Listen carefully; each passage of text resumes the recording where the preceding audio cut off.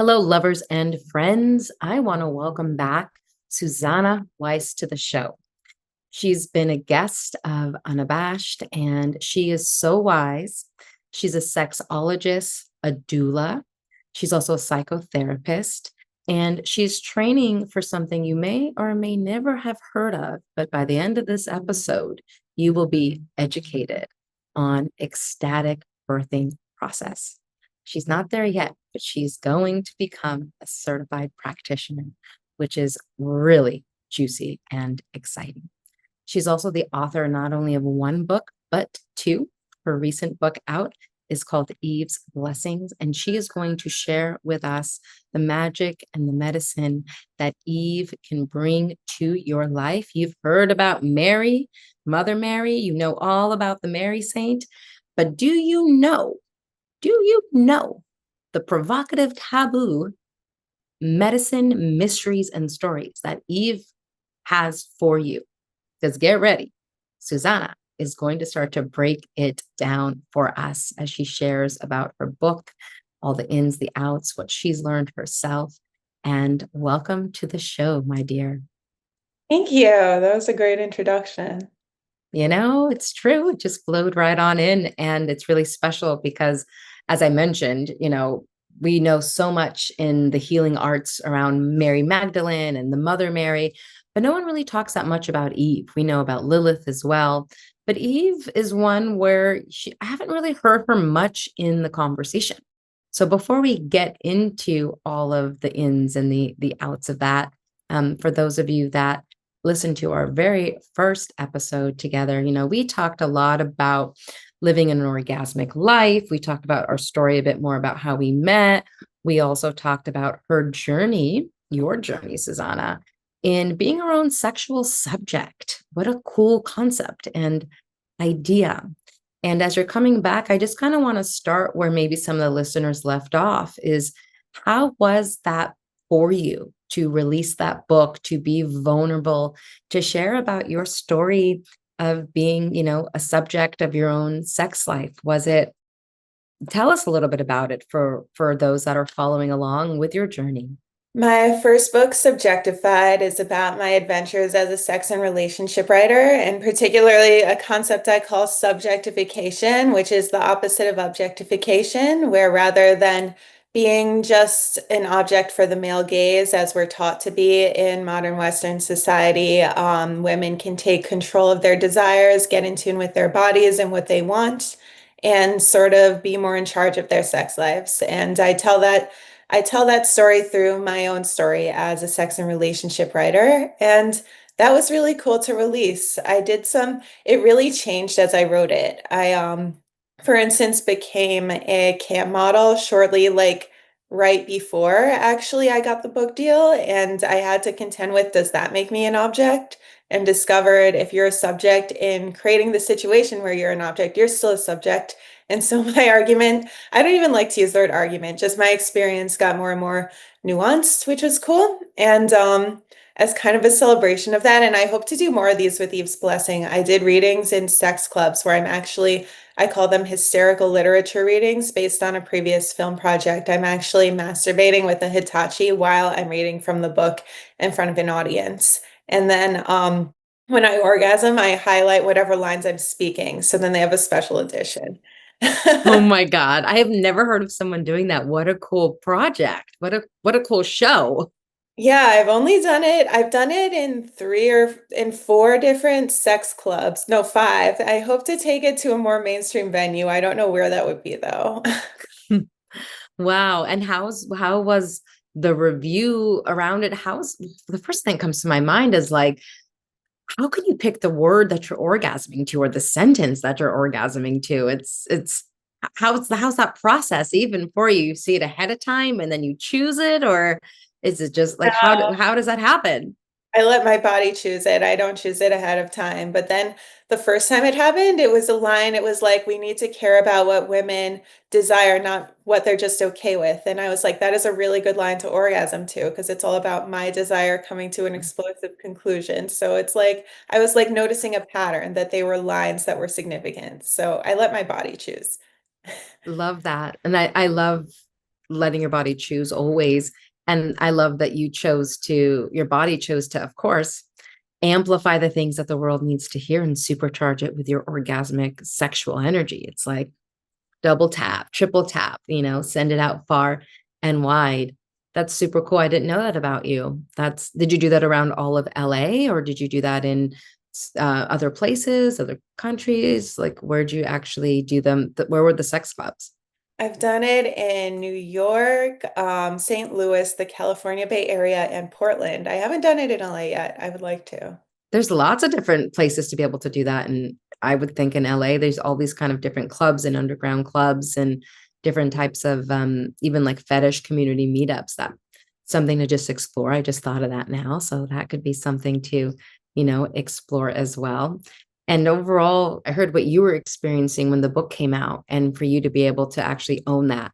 How was the book received by, I would say, the masses? How did you enjoy giving the book, delivering the book? How did people receive it on the other side of that? And the reason why I'm asking this question is for those that are listening is, it's a beautiful as teachers to show stories through our own real examples of where we're being vulnerable in real life, not just in a book, right? But in real life, putting our art out there, putting our words out there, putting our orgasm out there, being seen, like being seen, in your orgasmic energy, in your creative energy is very bold, and it can be very uncomfortable. And a lot of people may not want to do it.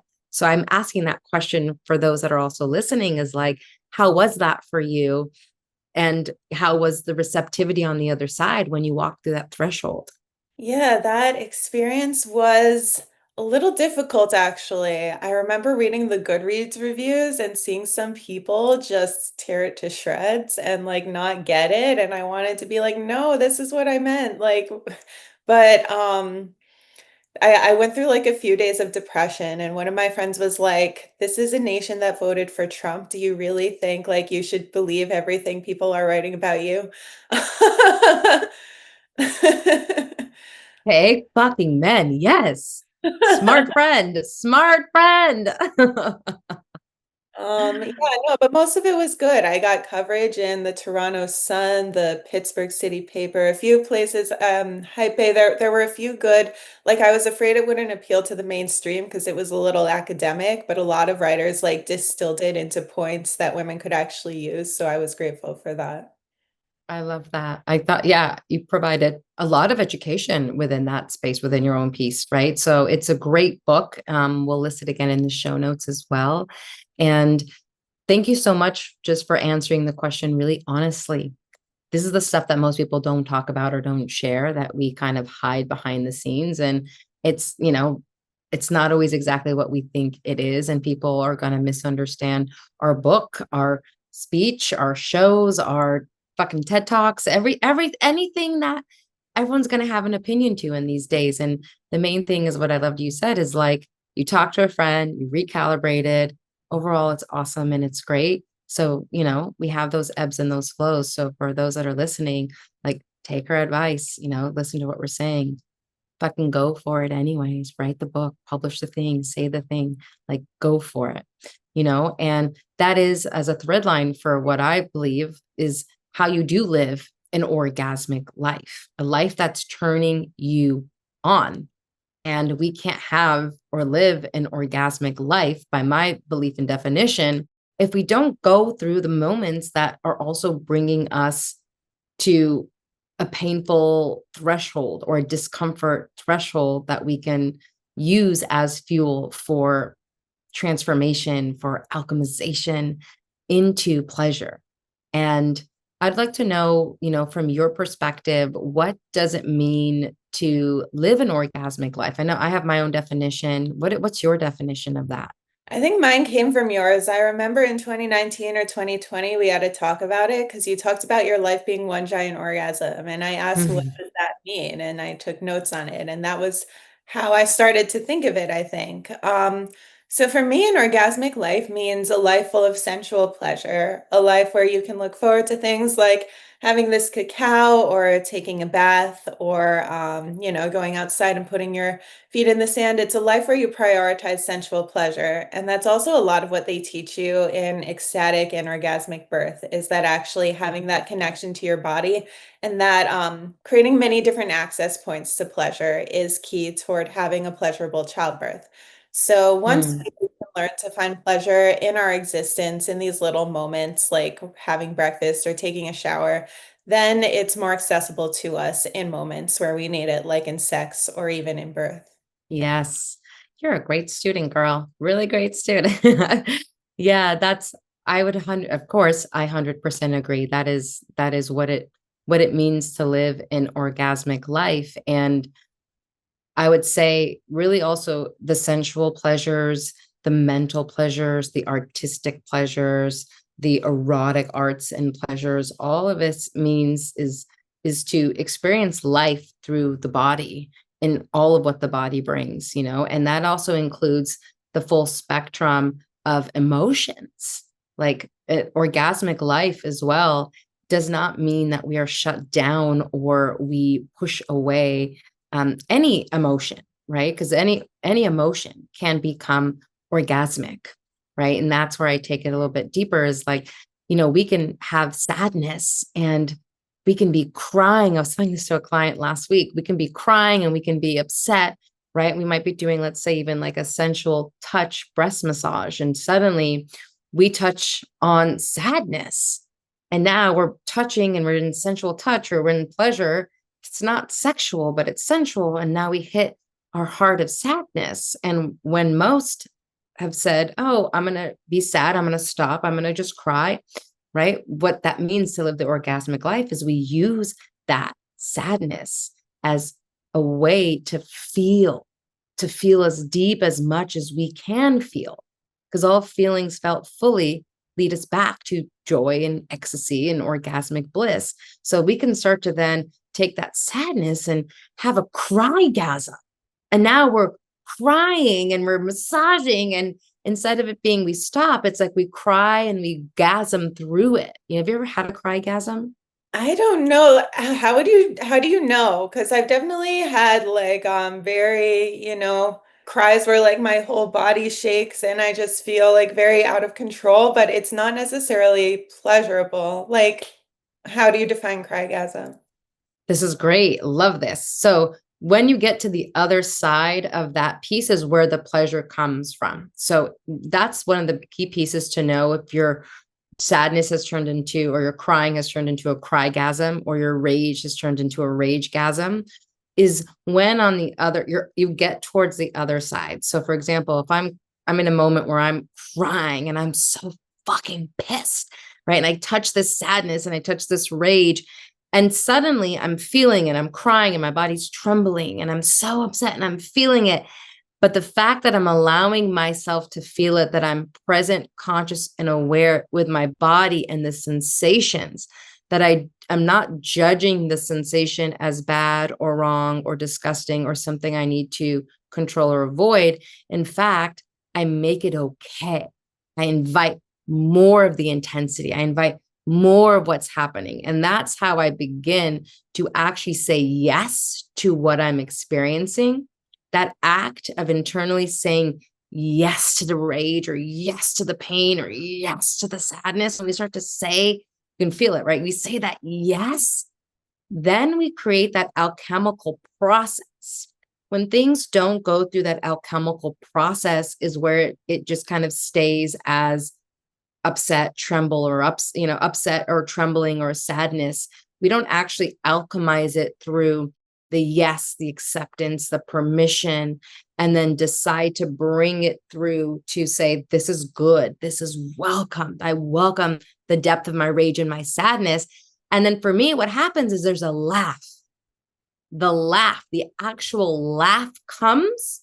And when that laugh comes, that for me has been the exact alchemical process that has taken the sadness. And I'm like, oh, I'm fucking laughing about this. And then the laugh cry all starts to happen. And then it becomes like this wave of a release, just like I've had an orgasm. It feels massively elated. I feel light and I feel blissful. And that's how I end up having those crygasms. Wow. And then afterward, are you no longer mad about the thing, or is there still a thing to be dealt with? Like, Great question. I love this. So after the fact, and it depends how deep, but for the majority of time, when I go through it and I start laughing, what happens is that the pleasure and the acceptance and the release and the elation, it no longer has a hold on me somatically, mentally, or psychologically. It's now been released and free. So the thing that I was originally mad at, I'm now no longer attached to it or the story. And the beautiful thing that happens is that actually, and we know this through, the teachings of Tantra and through the philosophy that orgasmic energy can bring us into a higher, more enlightened state of consciousness. That glassgasm has now raised my level of consciousness or awareness to where now I can see above the trees, right? That concept. Now I'm up above the clouds. So I can see the thing that I was mad at now from a very different perspective. And oftentimes I won't be mad at the thing anymore. I'll have a deeper layer of an understanding or compassion towards myself for getting mad, or not mad at the other person, but seeing how that person was hurt or wounded. So it just transforms the relationship I have with the thing or the person itself as well, even if they're not in that experience with me. I can relate to that. I've been thinking a lot about that lately, how anger is often based on assumptions about what a certain situation means about you. And I notice if I don't take other people's words as personally, I don't get as mad at them. Like if I Yeah. realized, people say things they don't mean, then I don't need to take in whatever things they say about me. Absolutely. And I love what you said, the taking in, right? You don't have to take it in. We're trained to take it in. We're like, I'm a little slutty whore. I'm like, fucking fill me up. I want to take it all in, give it to me all. But then it's like, it's a great lesson to learn. You know what? I'm not a slut for negativity. I'm not a slut for unsolicited advice. I am not a slut for just receiving everything around me just because I can, and that's where the discernment came in of like, I'm going to choose very intentionally what I'm going to take in, just like a lover, just like food, just like clothing intentionality. It just comes to intention of like having the intention of having to take it in. And this reminds me of this book that I recently was reading.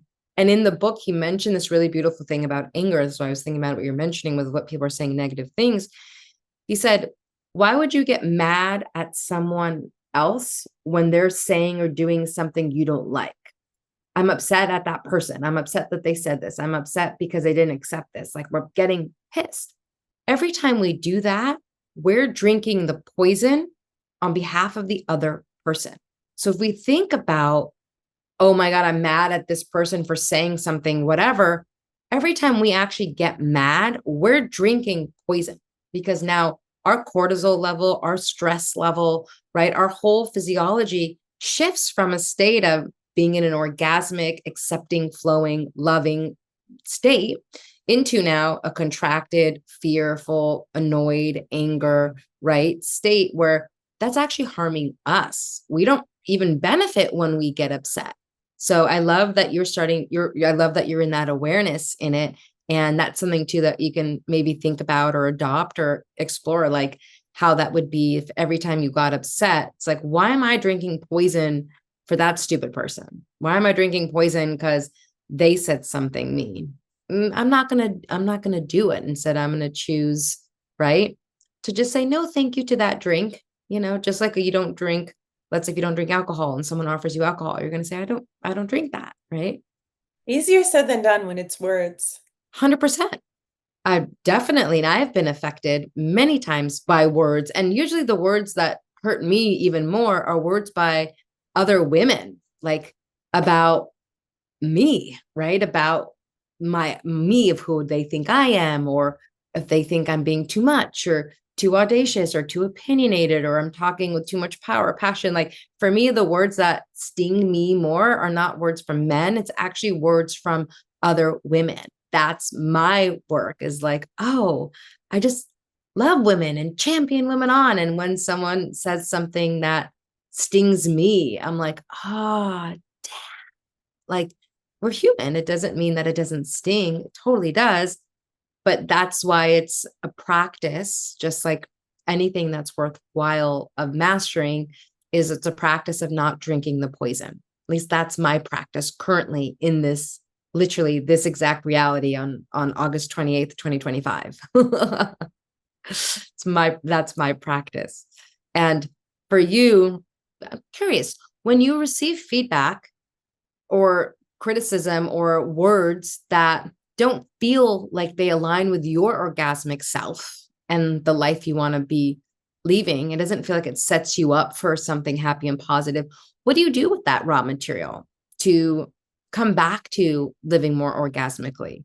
Is there something that you've been learning about in your teachings? Is there something that you've been actively working on yourself? Looking at the core belief about myself that is triggered by the other person's words. Like, for instance, if a man tells me, I don't want another date with you, the core belief is often, I'm not beautiful. And then, so if I were to just cry that out and then just tell myself, how would you feel about it if you were beautiful? And I would think, okay, maybe he's intimidated by me. Maybe something else, who knows? And also just meeting hate with love. If somebody really says something hateful toward me, like I don't like you or whatever it is, just even replying, well, I like you, or like something really nice, kind of killing people with kindness so that I just know that the power lies with me to choose love, no matter, even if other people hate. And do you genuinely feel that in the moment when you give those responses? Or is it something where you have to, like, you're faking it till you make it, or are you really reaching for that emotion in the moment of love in that response? Genuinely, like, curious. Lately, is it a fake it till you make it? Not really. No, it's just, oh, I see this person's triggered. Okay, I'm gonna give them love. Because nobody Mm, really says mean things to other people unless they have some issue with themselves. mm-hmm. Yep. Yep. It's so great. And, speaking of that as well, I wanted to talk about the orgasmic birthing and piece, but it feels like we'll come to that. The thread that really is very true here in the moment is when you're mentioning, it's like reaching for the love and giving them the love, right? Or taking, which, I'm sorry if anyone has ever said like you're not beautiful, because you are beautiful. I mean, I think every single woman on the planet has her own unique signature of like stunning beauty. And you absolutely have that. You have your own unique signature of just like exquisite beauty. And that, I'm sorry that anyone has ever said that to you. That fucking hurts and sucks. And I'm glad you're like knowing your worth and beautiful of those pieces. But for so many women who, let's say, aren't, or humans even that are not doing any of that kind of work, oftentimes we can really internalize that and turn it onto ourselves. And I know myself, when I was younger, I used to have that as a pattern. As people would always say, I'm the ugly duckling, right? It's like people look at me today like, you're gorgeous, you're beautiful. I always felt so fucking ugly growing up. I never felt beautiful. I didn't feel pretty. But I would then internalize that as internal violence towards myself, my skin color, my body size, my body shape. And then I was never really happy in my body. And then I started developing back pain and backache from constantly hunching over and covering my heart and protecting myself. And then I started to live into this, I don't know how else to say it besides this like fucking like hunched back identity, to the point where, and I've never shared this on the episode ever, on any episode, that some boys would make fun of me and call me like a hunchback, because that's the kind of identity I was taking on and sort of developing back pain and protecting, and was just having such an internal violent aggressive narrative within myself. This was in high school and going into the beginning of college. But I know that so many women, especially men do, but especially women, we really can take that, those harmful words, right? Or feedback from, especially from guys at a younger age, less for me now from women, and it can really develop and hurt us. I'm curious on what's your take on, you know, how does either words of violence or physical violence affect the female body? And does that contribute to physical pain or chronic illness or, yeah, sickness that you've experienced with the clients that you've coached or research that you've done? What you're saying really rings true with me because I think I've also had a lot of health problems. I've had back problems, which I never made the connection with what you're saying, but I actually think I remember when I was 13, like starting to develop breasts and feeling really awkward and kind of like holding my shoulders like this, so almost they were less visible. And Mm-hmm. also like sucking in my stomach. And I feel like these certain holding patterns can mess with your body as it develops, especially at a young age. So that's really interesting. And yeah, there's a whole chapter of my book, Eve's Blessing, about sexual trauma and its effect on the female body. Because there is research, not just sexual trauma, any sort of abuse can increase risk for many different illnesses. Reproductive illness is connected to sexual trauma, and vulvodynia is connected to sexual trauma, and different there was a study called the adverse event study where it looked at like different adverse events people experience in childhood, like physical and mental abuse, drug addiction, etc., and their likelihood of developing different physical illnesses. And there's a strong correlation. So there's a lot of ways. Do you mean the ACE score, the adverse childhood Yeah, experiences? yeah, Yeah. Yep. yeah. Go deeper on that. Yeah.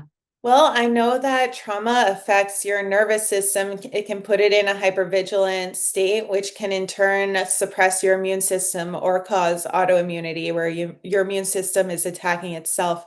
So there's a lot of illnesses. Like for me, Yep. I have chronic Lyme disease, where some people may not be symptomatic, but if they have something like trauma or stress or even an environmental stressor like mold or chemical sensitivities, it can push them over to being symptomatic. And I think there are a lot of illnesses like that where just the stress of living as a woman or as any oppressed group can cause someone either to develop an illness they would not have, or the symptoms are more severe. I 100% agree with you. And what's really fascinating about this is I recently did a TED talk and I actually quoted the ACE scores on there because there is a chart. So you can look it up for free. Anyone who's interested, it's called Adverse Childhood Experiences. The Center for Disease Control has created the test. You can take it for free.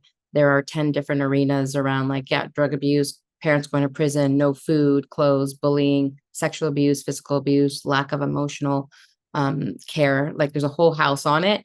But in the research that I did that I brought to my TED talk, it shows that those that have experienced, a score of 4 or more are twice as likely to develop heart disease and cancer. Like that is statistics. And then for those that have that same score, you're 460% more likely to take your own life by suicide. So there's a big thing for suicide. And then there's also, a whole other percentage of, 1200% more likely to live in a deep state of depression. So a lot of women struggle with depression who may not speak about it publicly or who silently, are living with, whether it's mild or deep depression. I've suffered with depression myself throughout my life, and my score, I'm a 10 out of a 10. And that's the highest you can freaking go on the score. And most people die 20 years earlier on average because they start to develop these different types of chronic disease and illnesses, especially among women. But here's something that I'm going to share on this talk here is that, which is actually a sidebar, is this is what I was talking about, Suzannah, before I got on this podcast with you, which is why I was a few minutes late, is that there are other forces that do not want this particular type of information to be released into the world, specifically around the ACE score, women experiencing, or oppressed communities experiencing these types of traumas when they're younger, and the actual science, real science that shows the correlation between illness and these, traumatic experiences. So I love that. Sorry, I love that you have that in the book as well. And we're talking about it now because there's not enough information about this in the world. And now I understand why. It's because companies like YouTube and other organizations, bigger organizations, are actually restricting and not allowing these conversations to be heard on platforms. So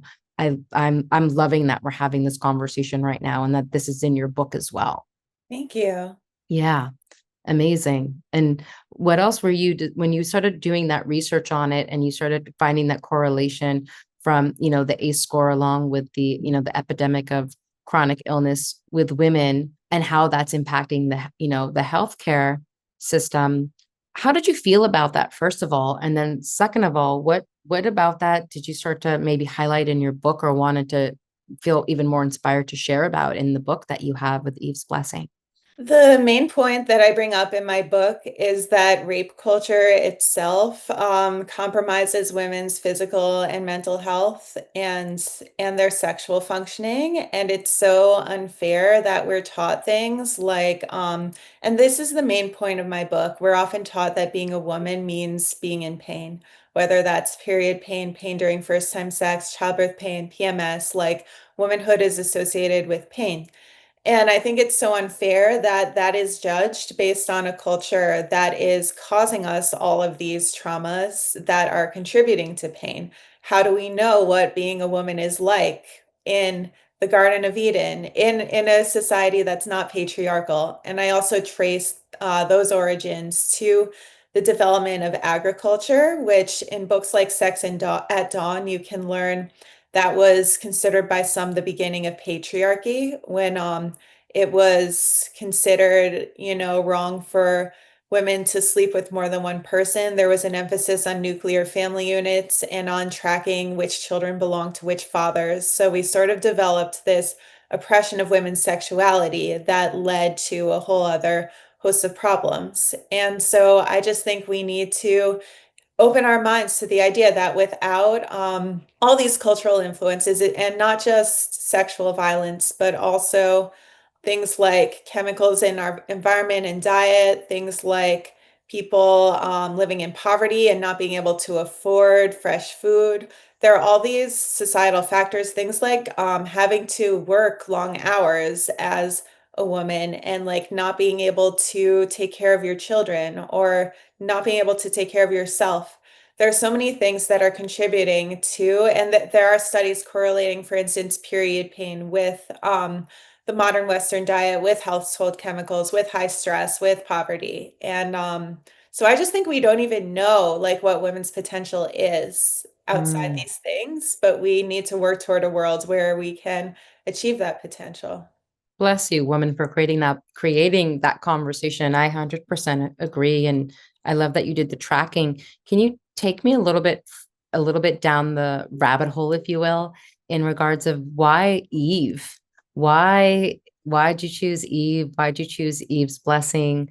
I know you started mentioning some of it, but I would love to hear, how did you land on that energy, that archetype, and back to like the Garden of Eden, especially with so much of this, religious stigma and dogma around it. And Eve is seen as like the temptress who ate from the apple that got them kicked out of, the Garden of Eden. And it was like the feminine is evil, So like, take me a little bit down and take the listeners down. Like, I would absolutely love to know, how did you land on Eve, and how did you go from where you were from like the sex and dawn agriculture to like landing on this and creating this book?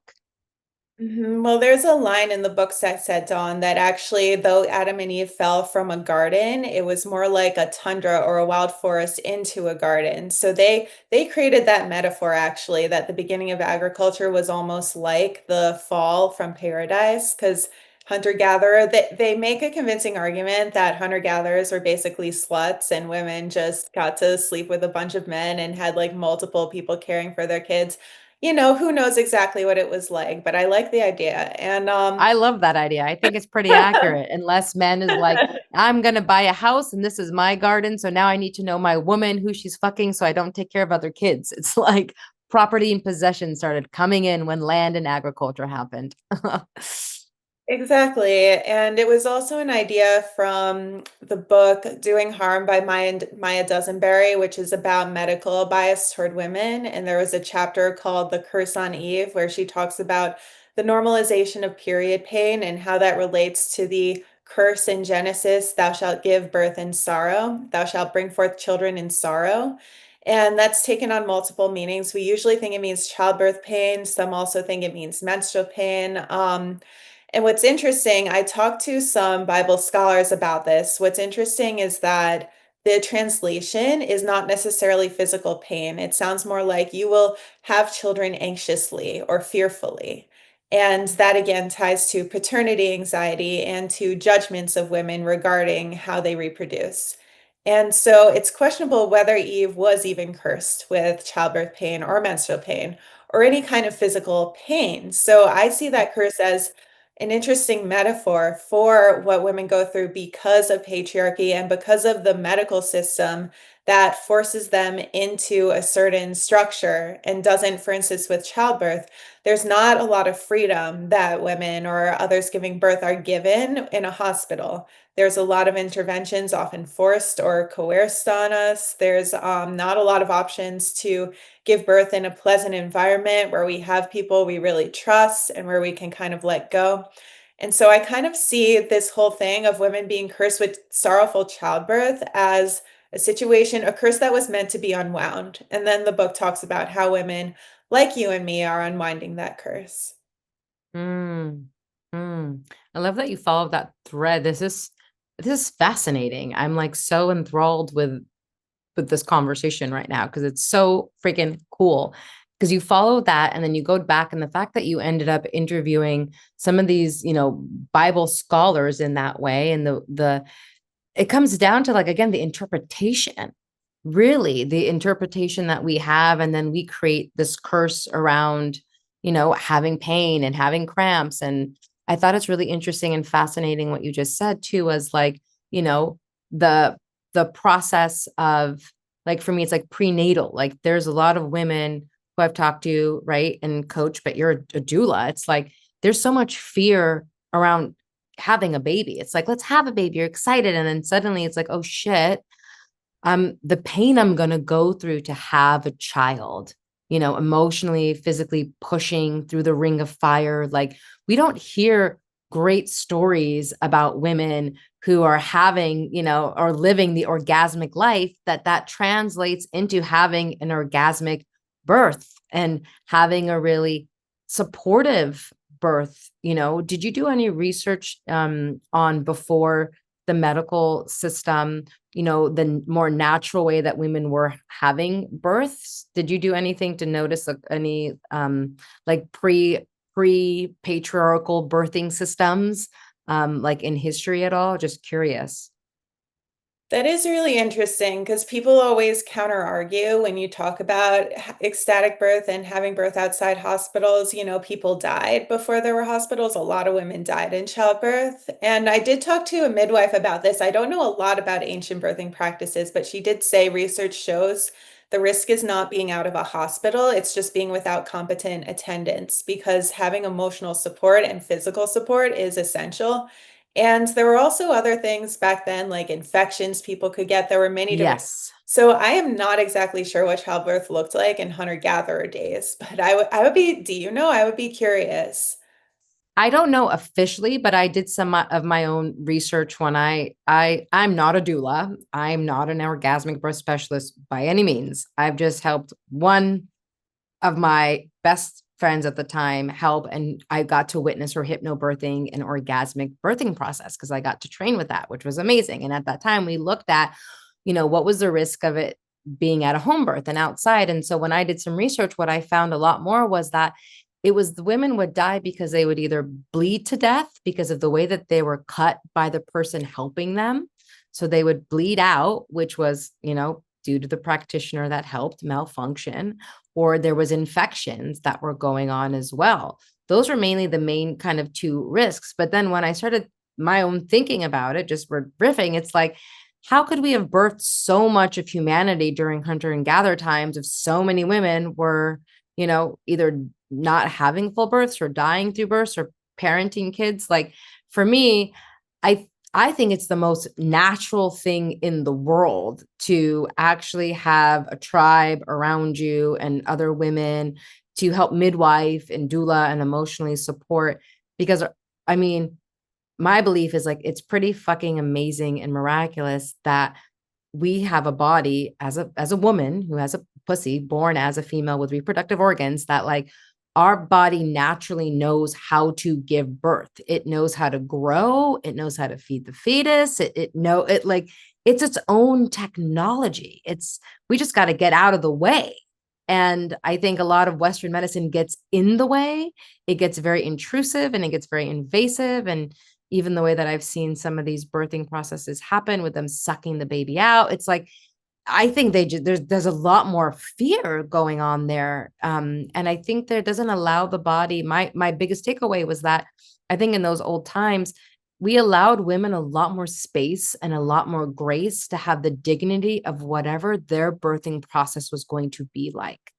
Versus today, you're on a clock, they're timing everything, they're watching everything, they're wanting to put Pitocin, they're wanting to speed things up. And I think that's a really dangerous thing where women are going prematurely into birthing because that's just what the hospitals kind of trained them to do. There isn't the space and the grace to allow it, which is why I was curious, as I'm going to soon begin my own pregnancy journey at some point, maybe next year, announcing it here, I haven't decided yet. But as I've been thinking about it and exploring, I've been really looking into the orgasmic birthing processes and definitely at home and natural birthing. And, it's read a lot and seen a lot that it's like the ultimate psychedelic experience that a woman can go through. But I'm a firm believer that we can have an orgasmic birth because I've witnessed with my own eyes in the room with a woman who took her, just like that crygasm, she took her massive pain of her contraction. And I witnessed her, I felt her transform it into an orgasm, into an orgasmic pleasure where she was soothing and cooing and her body was alive.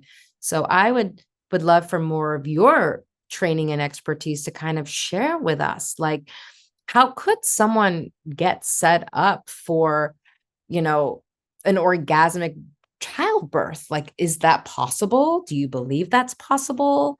Where would someone even like begin? Is it on mindset shift? Is it like give us a breakdown of it, girl? Yeah, a lot of it is mindset, and a lot of it is what you said, that sense of leaning into the sensation instead of fearing it, which goes with having the confidence to know that you do have the power as a woman to birth and you do not have to rely on anyone else. And you the way it's been described to me is this leaning and melting and softening into the sensation and just knowing that even if you have a contraction and it's uncomfortable, knowing that nothing is wrong and breathing into it, and then it transforms into pleasure. That's what people say. And then there are technical logistical things you can do, like a lot of people do give birth at home, or for example in a pool of hot water, because that's a natural pain reliever, and it also helps your muscles unclench, and in an environment where you feel comfortable. So there are people who have orgasmic births in hospitals, but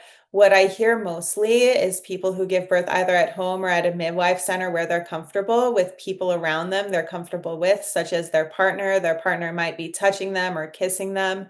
Some people actually masturbate during labor in order to create a new sensation and encourage more positive sensations. And bringing in other sensual elements like candles, essential oils, music, having a dimly lit room, and doing all the things we talked about to live an orgasmic lifestyle so that you're already set up for pleasure. It's hard if your nervous system is always in fight or flight to then get into the parasympathetic that is needed for childbirth. And so things like spending time outdoors, eating fresh food, etc., are really helpful for just laying the foundation for that life. For people who want to learn more, I recommend the book Orgasmic Birth by Elizabeth Davis and Deborah Pascali-Bonaro. And there's also an Orgasmic Birth podcast and documentary by Deborah Pascali-Bonaro. And it just opens your mind. The documentary is really good. It opens your mind to just Mm. all these things you didn't know were possible. I want to see the documentary. I haven't seen it. I follow her on Instagram and I listen to the podcast, and yeah, I'm going to check out the documentary as well. And you know, I love that we're having this conversation because it also kind of ties back into where in order to have an orgasmic birth, you can have one, but it's going to be a lot harder for you to have one when you're not already in the practice of having an orgasmic life and an orgasmic sex life. Because all of what we're also talking about, right, is like, because what you described was like, oh, that sounds like my bedroom already, right? Like candles, low lights, sensual pleasures, masturbating, having your vibrator, like check, check, check, check. Like that's my night, there we go, my morning, my night. But it's setting that up before, because that's going to really start to set it up before you go into child birthing process, right? So it's cool to talk about, together, because we're both doing this work and we're writing new narratives on, living this orgasmic life, where having an orgasmic sex life, whether it's soloed sex or partnered sex or multiple partnered sex, it's your choice. But I do highlight you can still have an orgasmic sex life solo.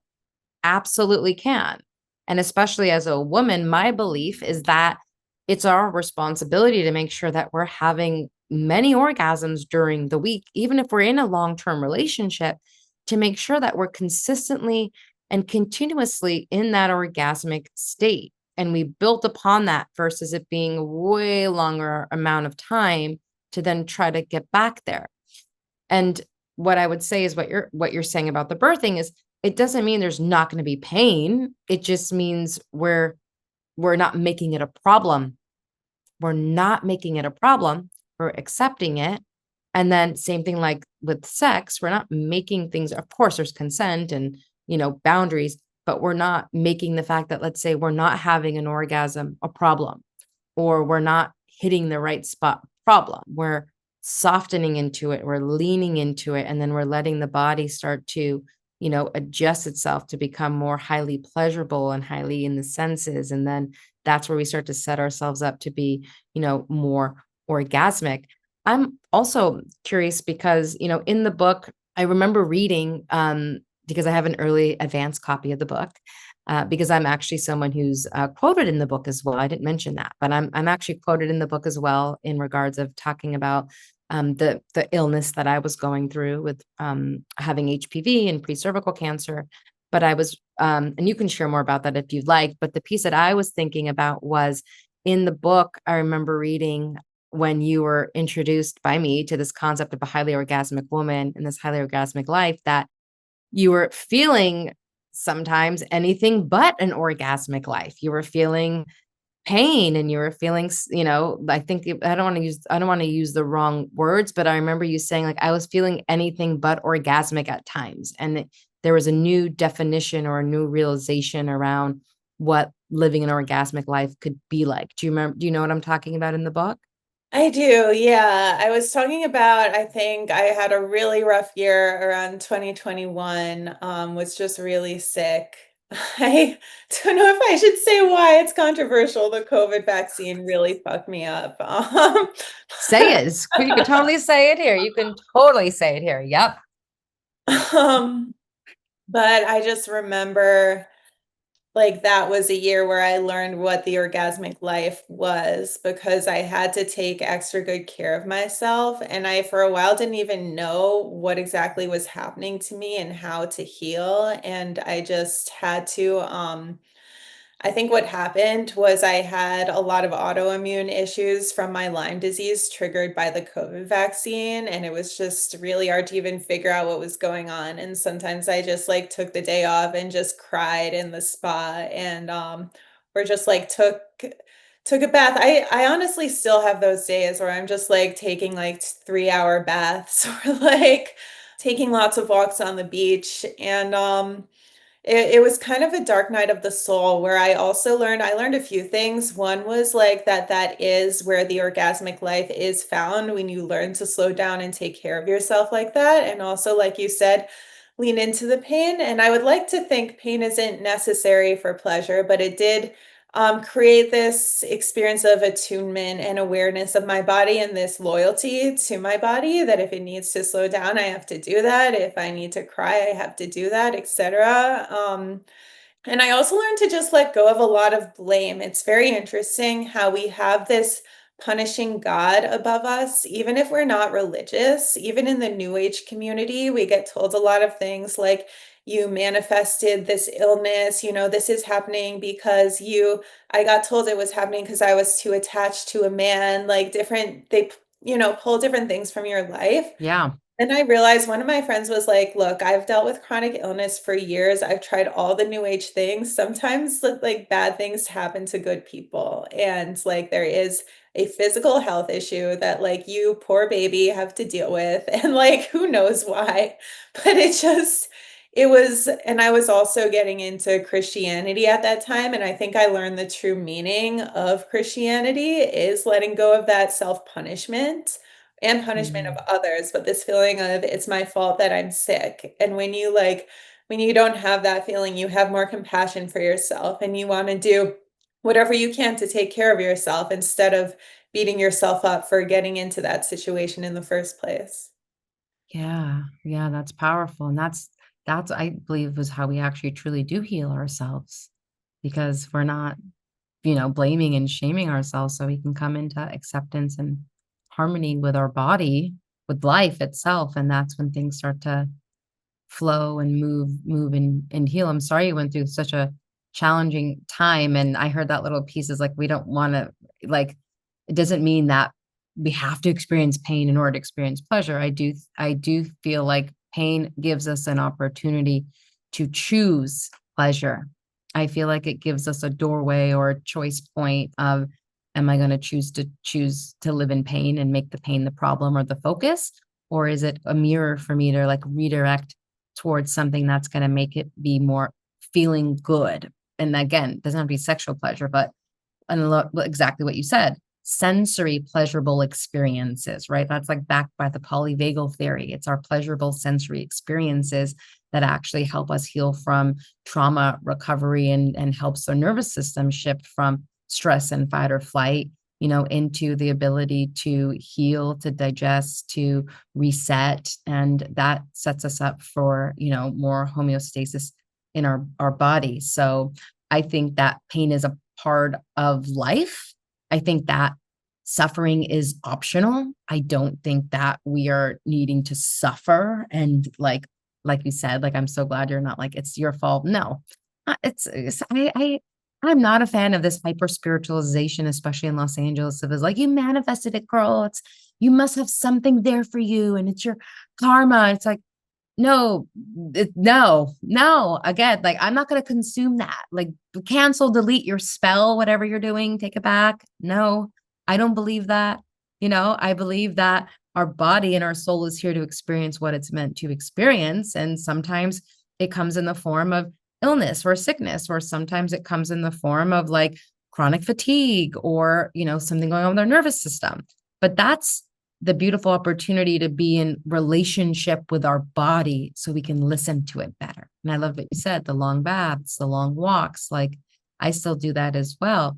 I think it's a beautiful thing to have as a lifestyle, practice. I think it plays a important role in, not only our physical healing, but our spiritual healing. And I think also in our sexual healing, because it allows us to relax and feel safe in our body. If we can't feel relaxed and safe in our body, it's going to be harder to tune in if we're safe with a partner. And then without that safety or feeling safe and relaxed in our body, it's going to be pretty hard to have an orgasm, pretty hard to experience more pleasure without that safety and that relaxation within our own body.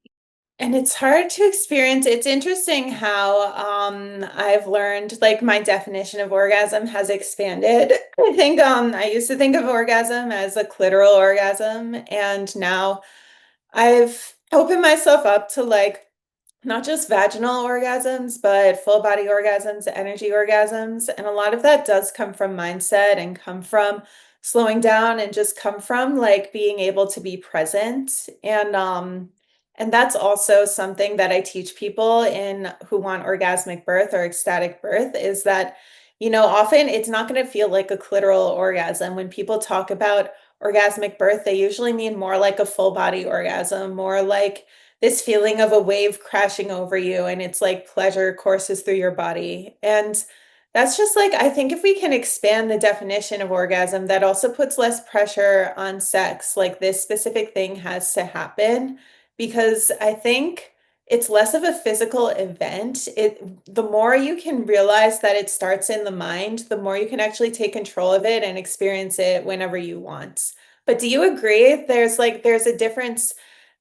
We think of like a clitoral climax as an orgasm, and that there is many other sensations that we just like discount because I don't know why. Maybe because it's like not like a penis, or I don't know. Um, Because orgasms are supposed to be just from our clitoris and just in the bedroom and just through the acts of sex. That's a collective mindset, and that I've heard so much, right? But do I agree? I absolutely do agree. I mean, that's a part of the definition of what I've called like being a highly orgasmic woman or a highly orgasmic being. It's not because we're just fucking all day and I'm in my bed, literally, like, my friend makes a joke, going to Pound Town. Like, I'm not just going to Pound Town all day. Like, I run a business. I got to help clients. I got to coach. I got to do back end. I got to have a man. Like, there's a lot going on. It's not about just being in the bedroom all day as a sex goddess. It's actually just like a yogic practice. It's, can we be in that state, that mindset, but also that energetic state of arousal. And then we can expand that arousal from just that clitoral point into, again, like a vaginal orgasm. For women who've never had a vaginal orgasm, you can take the clitoral orgasm and start there.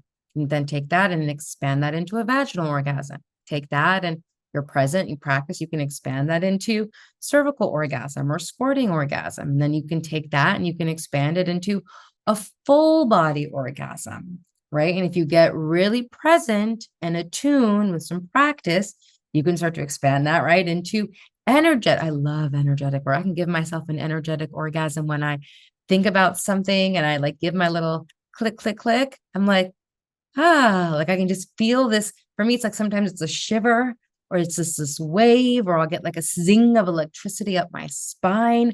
And it's not because I'm touching myself, it's because I'm tuning in to that orgasmic energy. I'm thinking about it, I'm creating it. And I believe our brain is one of our first and biggest like erogenous zones. Thinking about it, telling myself I can come, I can have an orgasm. This is orgasmic. Like right now, I'm saying it's orgasmic, and I just felt this heat and this wave across my body. Absolutely. It's way beyond the bedroom, and it's way beyond even just the physical clitoral sensation of an orgasm. I loved what you said, the wave crashing to the shore. It beautiful, or electrical currents running up and down the spine or up and down through, the 72,000 nadis of these little tiny energy centers throughout that are hardwired in our nervous system. Like, we are built as these orgasmic beings, not just this woo-woo concept, but look at Tantra, look at the science and the system you see within the chakras, but beyond the chakras, you look at the nervous system and you look at the 72,000 nadis that are actually hardwired in with our nervous system from head to toe. We are designed as arousal, orgasmic beings. We just haven't spent enough time to expand our mind around it, because we got to bring our mind to that. And then the second, we haven't valued it enough to value being orgasmic besides just a sexual experience. It's like, doesn't have any value. Okay, I have an orgasm, I'm good, I'm done. It's like, and I don't know about you, but a lot of clients that I've worked with as well don't even give themselves the permission to have an orgasm on their own if they're in a relationship. They're like waiting for their partner. I'm like, no, girl, you need to have an orgasm now. Like, this is your medicine, your prescription. Like, you need it for your mental health. We need it as women for our hormonal health, our mental health, our emotional health, to de-stress, to reset our nervous system. Like, we fundamentally need to be having orgasms as women, as femme beings. And it's beyond just the sexual act. It's being in the orgasmic energy of life itself, the wind going up our skirt and our dress, and giving ourselves permission to just let it tickle us and arouse us. And maybe our nipples get hard. or we're slowing down and we're smelling the rose, and it like gives our nipple a tickle or our throat a tickle, and we make it okay and we lean into it and we soften into it. And it's like, but often there's still some shame. What if someone sees me in my orgasmic space? And so I believe that's why it's still in concept of a lot of people's mind of keeping it to a genital isolated singular experience that happens in your home and in your bedroom.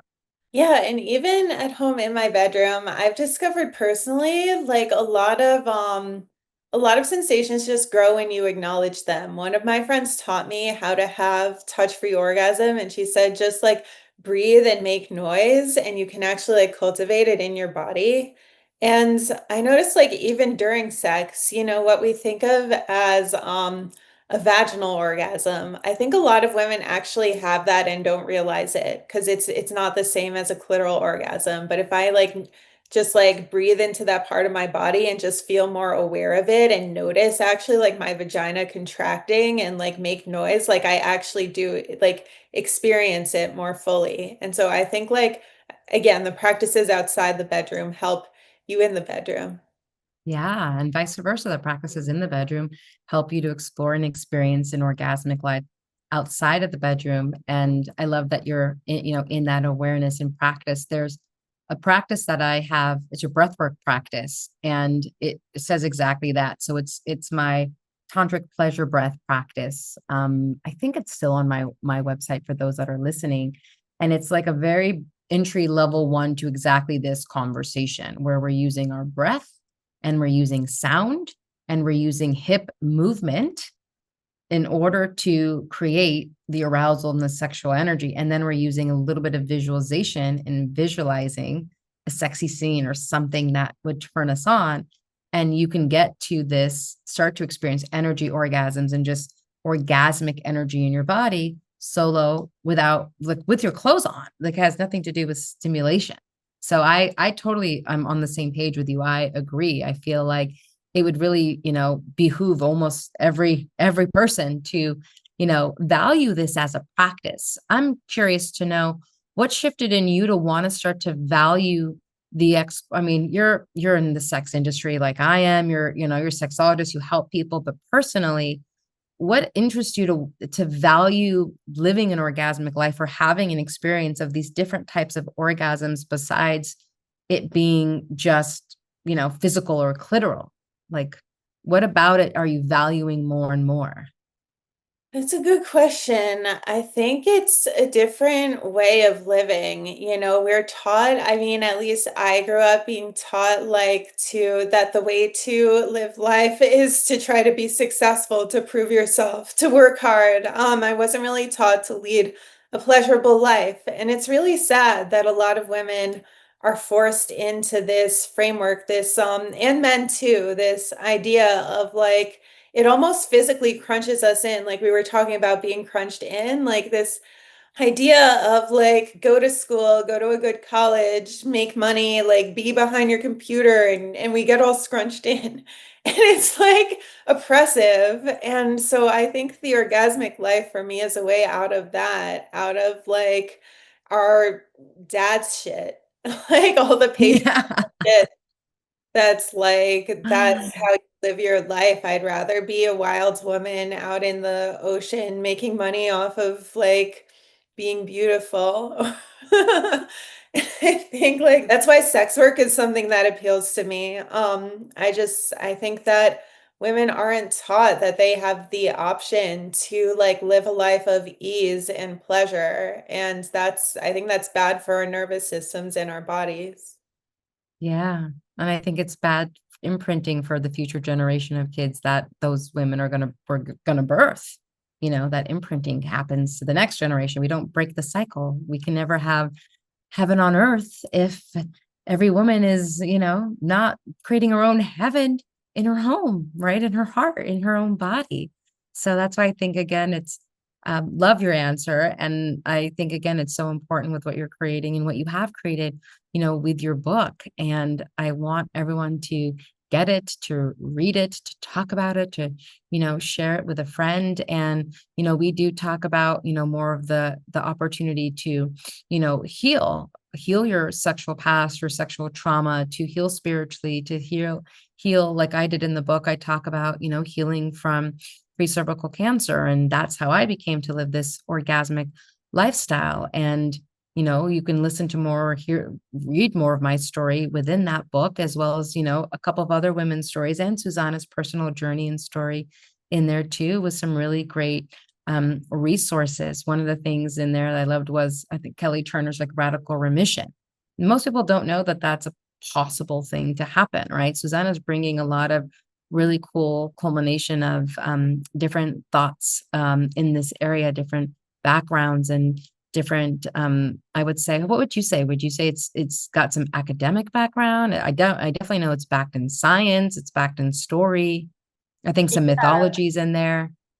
It's kind of woo-woo, which I like. It has stories like yours of healing yourself through tantra, and another woman used breath work. And at the same time, I found research behind everything that I wrote. There's some history, some analysis of religion, particularly the Bible, and just the stories of me and a bunch of other women who overcame chronic illness, menstrual pain, sexual dysfunction, and a lot of different issues that we take for granted as women or see as insurmountable. And I like that you mentioned that book, Radical Remission, because I just think that's a book about miracle healings from cancer and how they tend to involve spiritual and emotional healing as well. And for me personally, I just really hate the narrative that there are certain health conditions you can't heal from. That's something that I got told when I began my journey with Lyme disease. Like, that's one of those things you manage.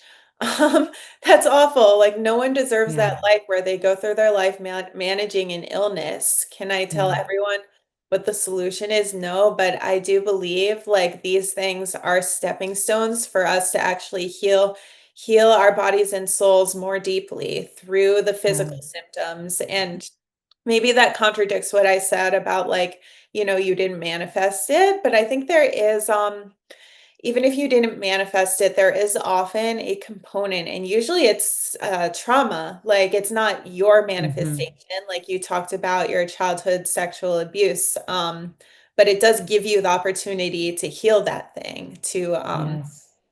and I'm still on the journey. I think Lyme disease, one thing someone told me was that she noticed people with Lyme disease tend to be very hard on themselves. And that rings true for me. And that's something I'm really working on right now, is like not being so self-critical. I don't know how, but Mm. I think there's a connection between that and stress and nervous system hypervigilance. There's always like a deeper thing that you are being called on to heal, and you feel like less of a victim when you see it that way. Yeah. Yeah, you're sovereign in that way. You're in power, you're in control. You get to accept the experience, but then you get to rewrite the narrative. And also, what's gorgeous is you have an opportunity to rewrite the ending. It's not a life sentence. And I will just say, from when I've known you to now, you know, I I've seen a shift in like all of what the work that you've done, and how much more just grounded and present and light and clear, and like the love that flows through you just like organically. So whatever you're doing is working. It's working. And I just want to let you know that. Like I've seen you, known you, we've worked together for over the years. And it's like every time we connect again, it's always such a pleasure to experience how much you've blossomed and grown more and more in your health and your radiance and your love. It's beautiful, really beautiful. So great work. No one's told you that recently. Thank you. Yeah, yeah. And as we end, I would love for you to give us a little bit of an Eve's blessing before we end, as something that either you channel with your own inner Eve that you want to bestow upon us, or I'm going to let you decide the way that you perceive that invitation. So, I'm going to invite you to give us a little Eve's blessing here. I actually want to invite you to check out an OnlyFans page I created called Uncovering Eve, onlyfans.com/uncovering Eve, because that's the way to receive the blessings I channeled, I actually created art with my body where I rewrote the Edenic curses. So I wrote instead of thou shalt give birth in sorrow, thou shalt give birth in joy, because joy is the flip side of sorrow. I shall greatly multiply thy sorrow, and thy conception became I shall greatly multiply thy orgasms, because conception, what if he was just giving women multiple orgasms? I mean, that word kind of, and your husband will rule over you. Well, maybe he's a dom in the bedroom and you like it. So I kind of did a creative thing where I rewrote this and then wrote them on my body to celebrate my body being blessed. So I'm going to invite you to check out that page. I think women can get a lot of out of it as well as men. Awesome. Wow, I love that. Yeah, I love being ruled over. So you can mark me on that. Depends on my mood. But that's super cool. I love that you did that. And there's already a couple of really beautiful gems that you gave to all those. And I guess my last little piece will say, if you're listening to this and this sounded a bit more radical, or maybe your religious stuff is coming up, maybe you're a Christian, maybe you're a Catholic, maybe you're Muslim, I don't know what you are. If you're listening, if there's some sort of ping around like religion coming up, remember I started the show as the Pussy Priestess. So this is not a show that has to do with reinforcing any type of religious beliefs, but you being your own healer, your own guide, your own teacher. And if there is, our invitation is to get curious, explore more with an open mind, and expand. Can you still have your faith and your religion? And can you explore what maybe the feminine teachings are from a different perspective? And again, everything we talk about, we say, adopt it if you love it, abandon it if it doesn't work for you, right? Or adapt it to make it work for you. And you really have made it work for you, Suzannah. So thank you so much for sharing your time and your heart and your story and everything with us today. It's been such a pleasure to be here with you again. I always love co-creating with you in all the different ways that we have done it over the years, and look forward to co-creating more magic together. We will put the links for all of her ways that you can connect with her on Twitter. You can connect with her on her website, Suzannah Weiss. We'll put all the links. And like she said, you can check out her OnlyFans. So all of those links will be in the show notes. And if you're interested, get her book. Read it. Don't tell anybody you're listening to it or reading it if you feel shy about it, but don't do yourself a disservice and just put it aside if something resonated with you in this conversation. Go be curious. So thank you so much, Suzannah, for being here. Thank you. Awesome. All right. Until next time, talk to you later.